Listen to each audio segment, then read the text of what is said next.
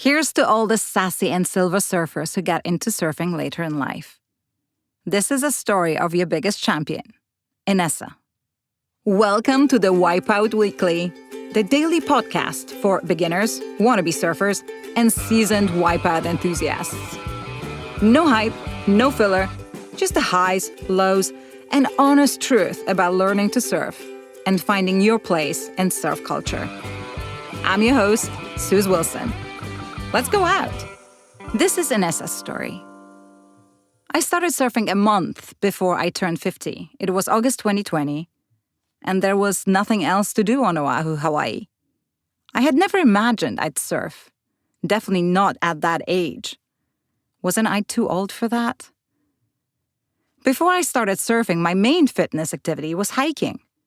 But during COVID, they closed the hiking trails. Ridiculous, right?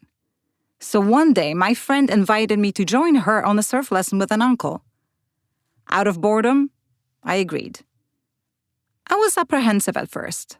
I'm an okay swimmer and I feel pretty comfortable in flat water.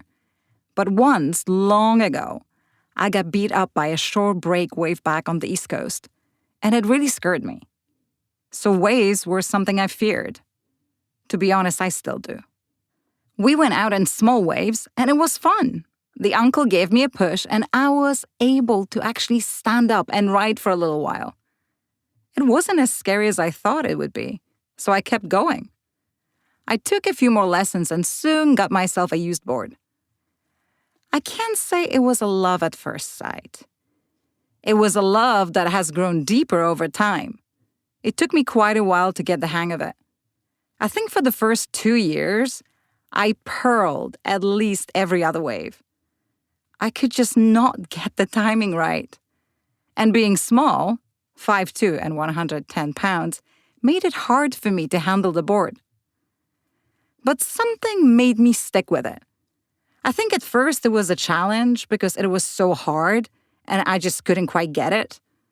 And those rare moments when I did get it were especially rewarding because they took so much effort. I felt like a new world had opened up to me, a world I never thought was possible. It was an activity I could do with friends or by myself.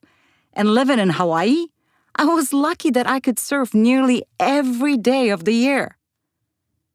And it became the most intense meditation I've ever experienced.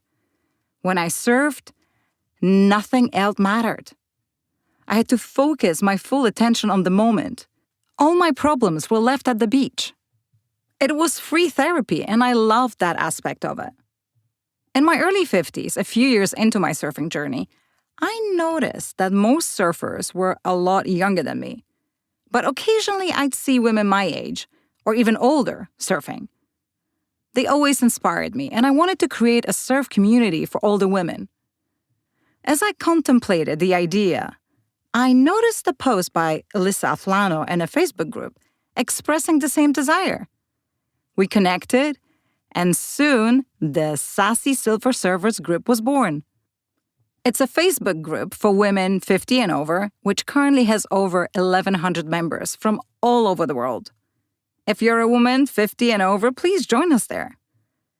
Now at 54, I continue making slow progress in my surfing, and I'm loving every minute of it.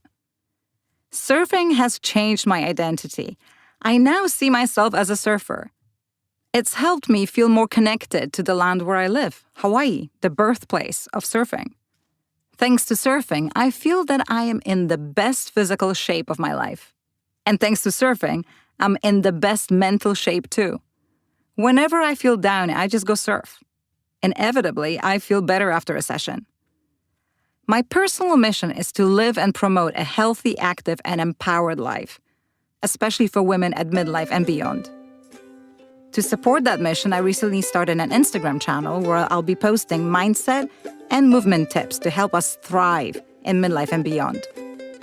Everyone is welcome to join me at Sassy and Silver. And that's all for today. Check out the Wipeout Weekly for our free newsletter, more stories, and ways to connect with us. Thanks for listening. See you tomorrow for more of the Wipeout Weekly.